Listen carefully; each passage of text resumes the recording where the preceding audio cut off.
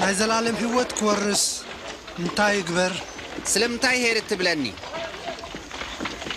ዘይካ አምላኽ ሓደ እኳ ሄር የልቦን ነተን ትእዛዛት ትፈልጠን ኢኻ ኣይትዘምው ኣይትቕተል ብሓሶት ኣይትመስክር ኣቦኻን ኣዴኻን ኣኽብር ነዚ ኩሉ ትእዛዛት ካብ ንእስነተ ጀሚረ ሓልየየ ባር ሓንቲ ተሪፋ ትካላ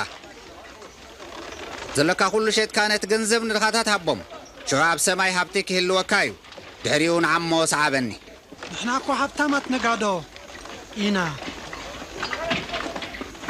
ሃብታም ሰብ ናብ መንግስቲ ኣምላኽ ካቱስ ክንደይ ጭንቂ እዩ ሃብታም ሰብ ናብ መንግስቲ ኣምላኽ ካብ ዝኣቱስ ገመል ብዓይኒ መርፍእ ክትሓልፍ ይቐልል من دأمو خد حنيو እቲ ንሰብ ዘይከኣሎ ንኣምላኽ ይከኣሎ እዩ ብልክዕ መንግስቲ ኣምላኽ ከ ኣበይ ኣላ